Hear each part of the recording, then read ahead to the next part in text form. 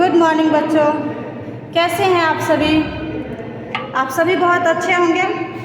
आज हम पढ़ने जा रहे हैं क्लास 8 का चैप्टर नंबर 6 है सेल, जिसमें हम लोगों ने ऑलरेडी बहुत सारे टॉपिक को कवर कर चुके हैं। जैसे प्लांट सेल क्या है, एनिमल सेल क्या है, सेल मेम्ब्रेन क्या है, सेल वॉल क्या है, सेल डिवीज़न क्या है, इन सभी चीज़ों को पढ़ चुके हैं। सेल ऑर्गेनेल्स बहुत सारे हैं। अब उन सारे सेल ऑर्गेनेल्स को हम लोग एक एक करके पढ़े हैं, जिसमें हम लोगों ने माइटोकॉन्ड्रिया को देख चुके हैं।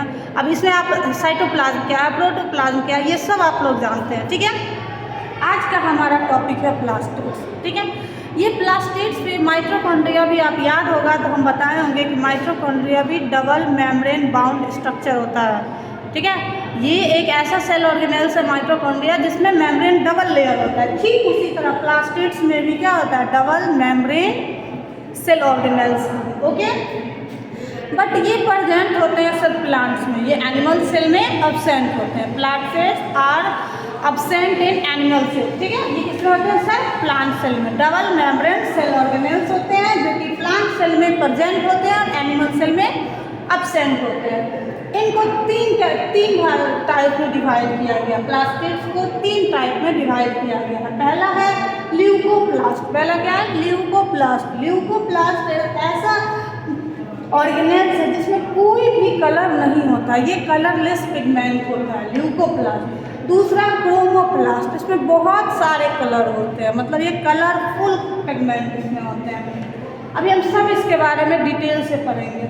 क्लोरोप्लास्ट। क्लोरोप्लास्ट जो हम सभी जानते हैं कि क्लोरोप्लास्ट क्या है, ये बहुत ही इम्पोर्टेंट पार्ट है, क्योंकि इसी के हेल्प से, मतलब क्लोरोप्लास्ट के हेल्प से कौन सा प्रोसेस प्लांट कंप्लीट करता है?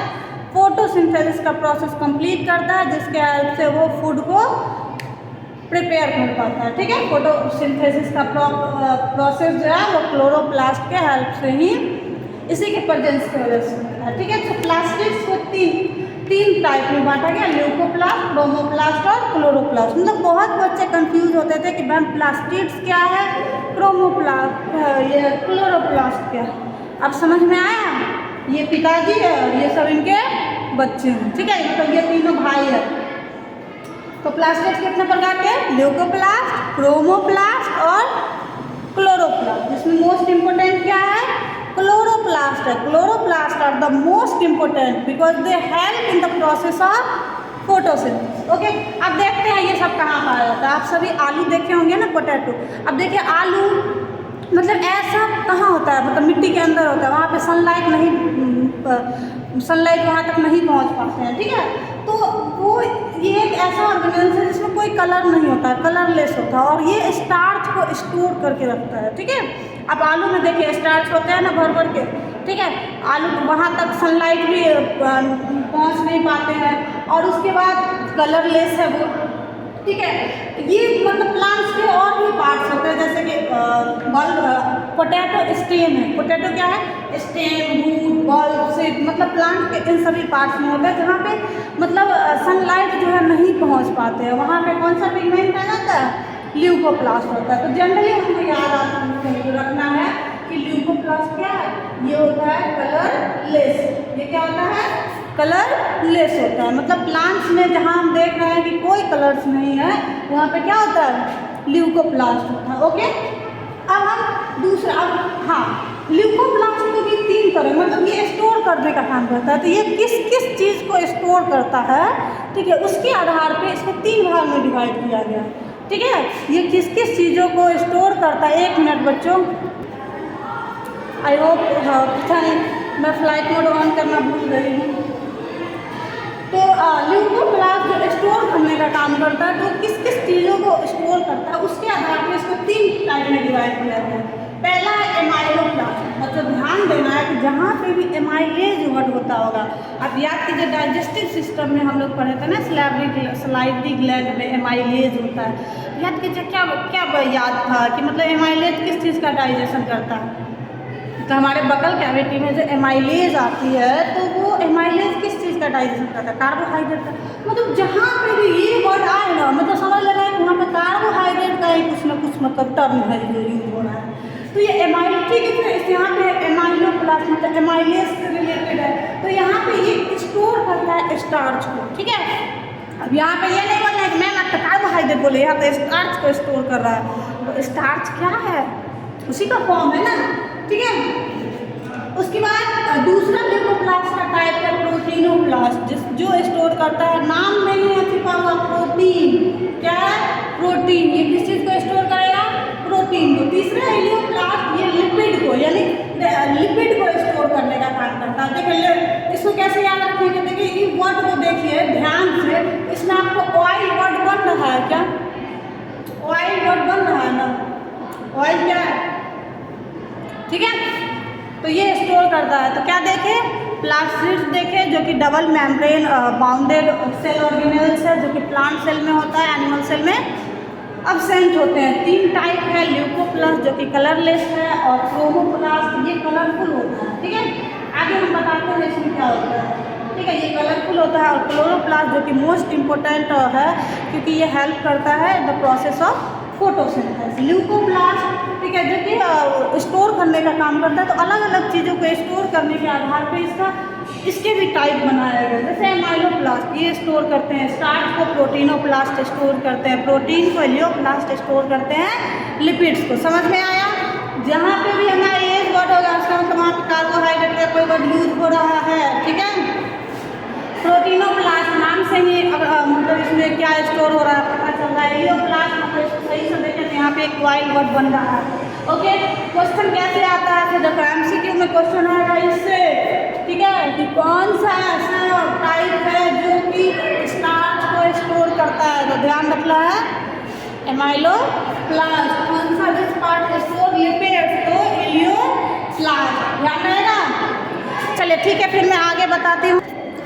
चलिए बच्चों, तो हमारा अगला टॉपिक है क्रोमोप्लास्ट, ठीक है। ल्यूकोप्लास्ट के बारे में जान गए कि वो कलरलेस होता है, लेकिन ये क्या होता है, ये भी स्टोर करने का काम करता है। और ये डिफरेंट टाइप्स के कलर पिगमेंट को प्रोड्यूस करते हैं, जैसे कि कैरोटीन हो गया, गाजर में होता है, जेनोफिल हो गया। मतलब कैरोटीन जो भी आप हल्का सा ऑरेंज कलर का जो भी देखते हैं ना, उसमें कैरोटीन प्रेजेंट होता है। जेंथोफिल ये भी एक पिगमेंट है। ये कैसा कलर का होता है, मतलब ब्राउन कलर का जो होता है वो।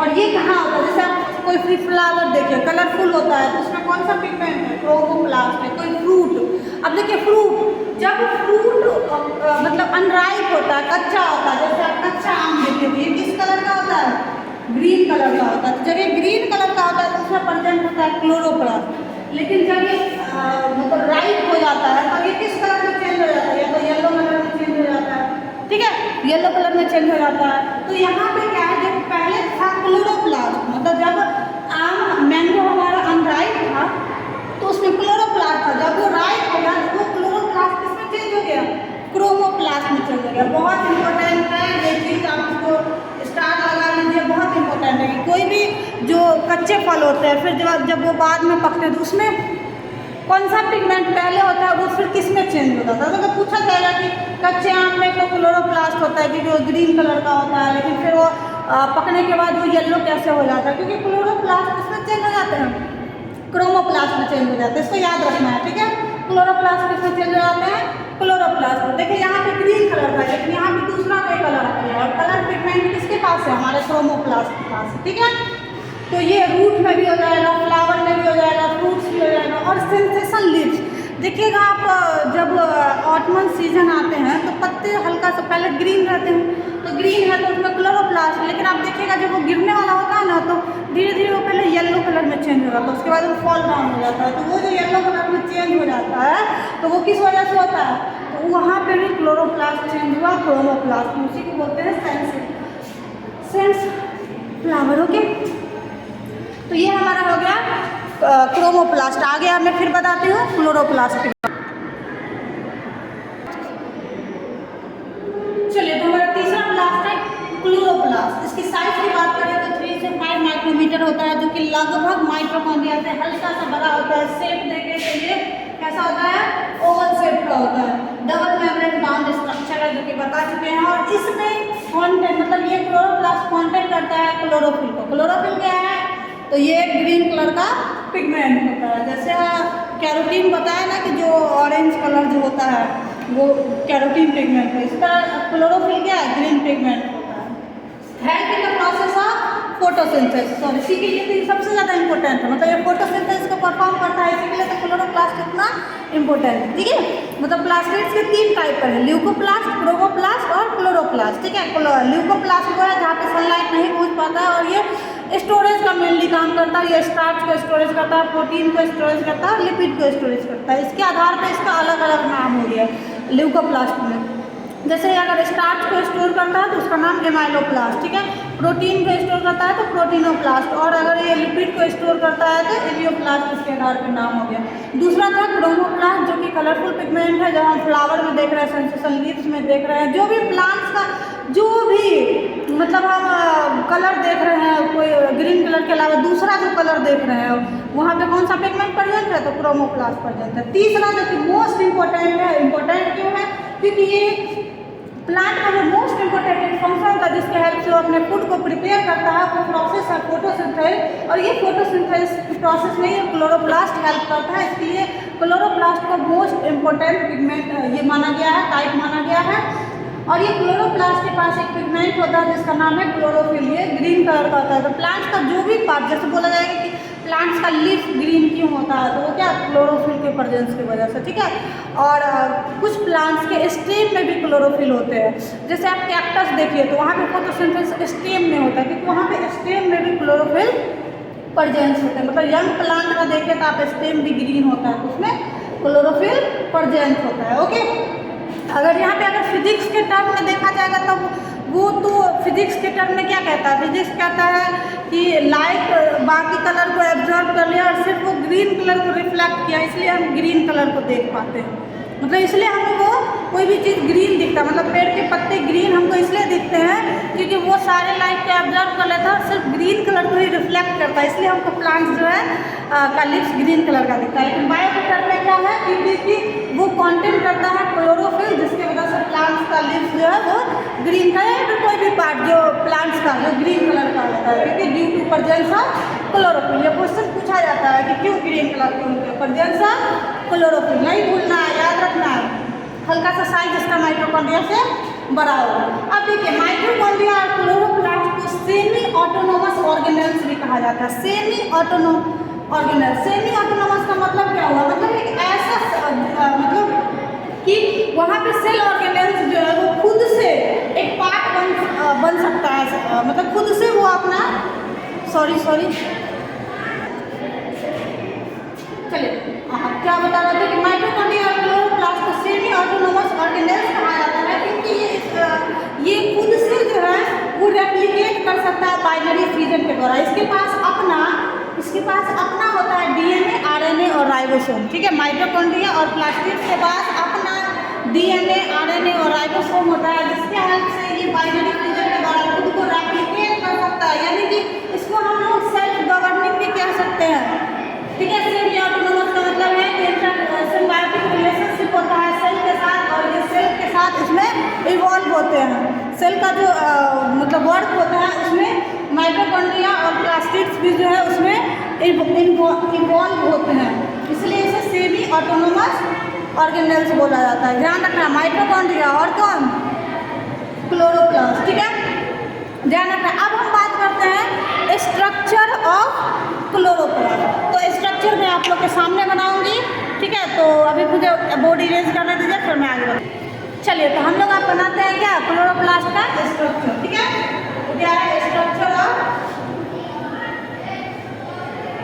क्लोरोप्लास्ट,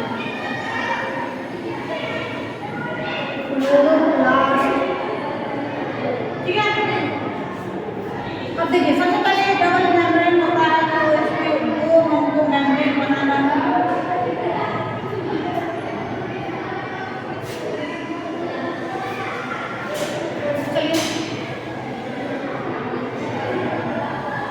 एक हो गया आउटर मेम्ब्रेन और एक क्या हो गया इनर मेम्ब्रेन। एक हो गया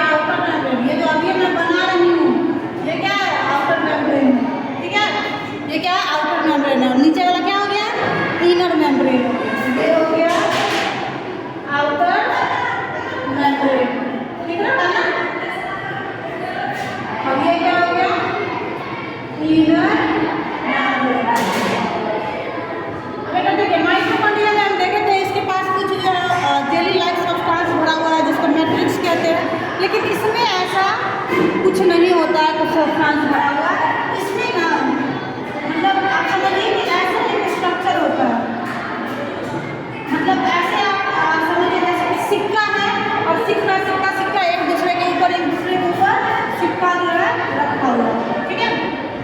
ऐसा इसमें स्ट्रक्चर बना हुआ है, ठीक है।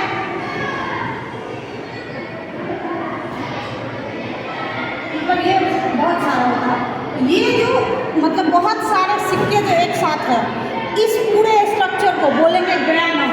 मतलब इस पूरे स्ट्रक्चर को, ठीक है, मतलब पूरा सिक्का जो एक साथ रखा हुआ है, मतलब सिक्का जैसा स्ट्रक्चर होता है, सिक्का नहीं होता है, ठीक है। इसको क्या बोलते हैं? ये पूरा क्या कहलाएगा? ग्रैनम कहलाएगा। ये पूरा क्या कहलाएगा? ग्रैनम कहलाएगा। इसको प्लूरल में बोलते हैं ग्रैनम, ये प्लूरल फॉर्म है, ठीक है।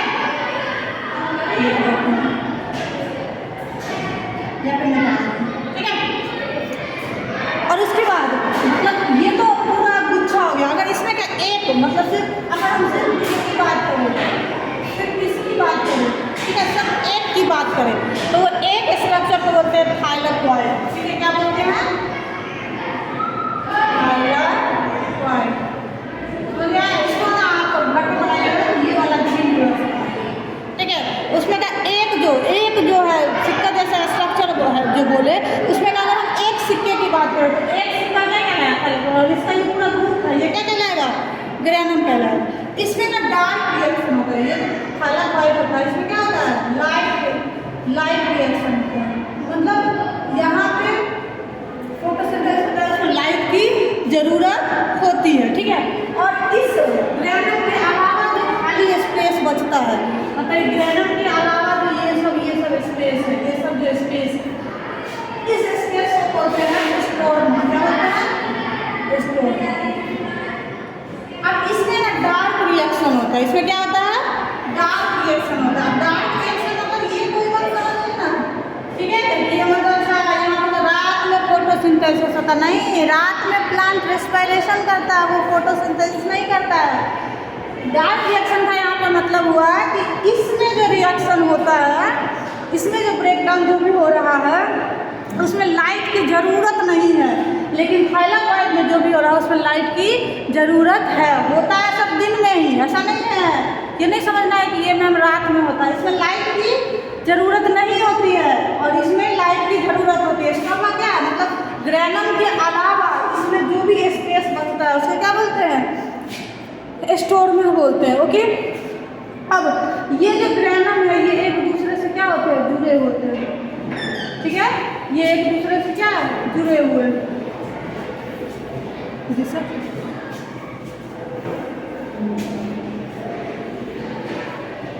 ठीक है। और इसको बोलते हैं, ये जो एक दूसरे से जुड़े होते हैं,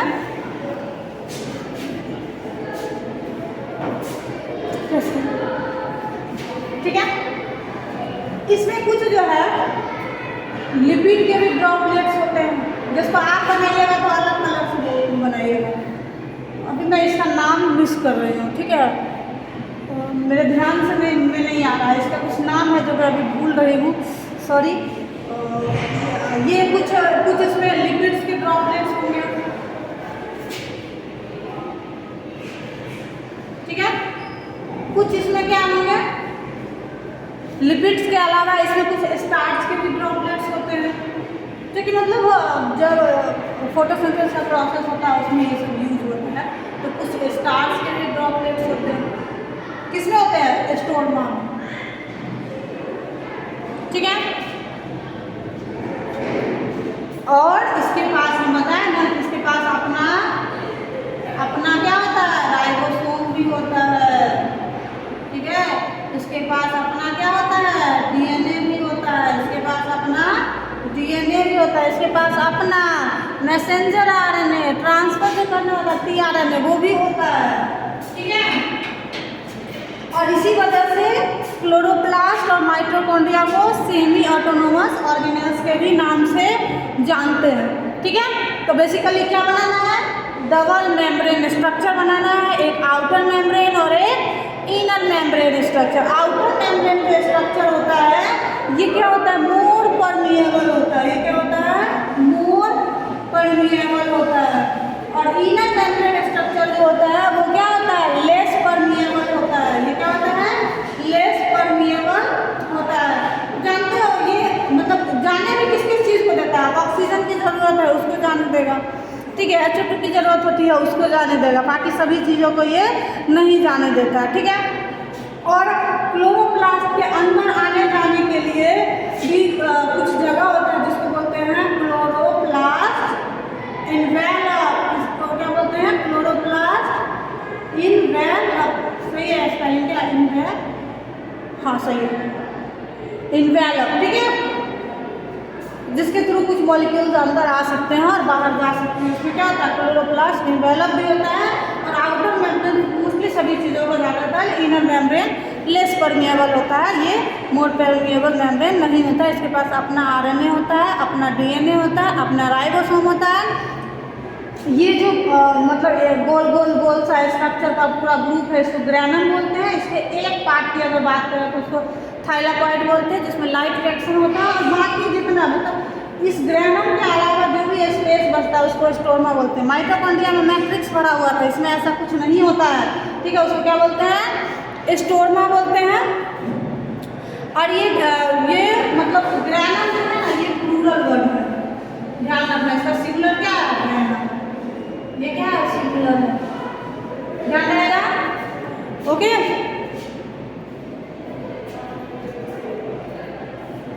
सॉरी उल्टा मैं शायद ये बता रही हूँ, नहीं ये सिंगुलर होता है और ये प्लूरल होता है, उल्टा, सॉरी ये उल्टा बता दिया। ग्रैनम सिंगुलर होता है और ये क्या होता है? प्लूरल होता है, ओके। और कुछ छूटा इसमें?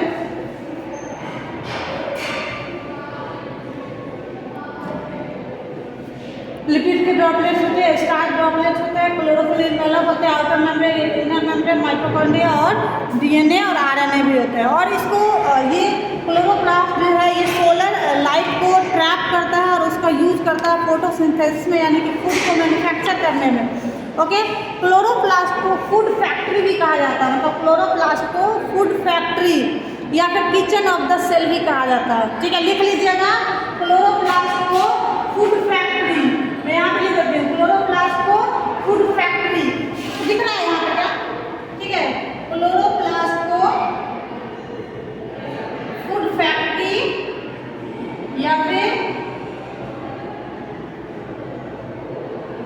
और उसको किचन ऑफ द सेल इस नाम से भी जाना जाता है। इसको नोट करके नोट डाउन कर लीजिएगा, ठीक है।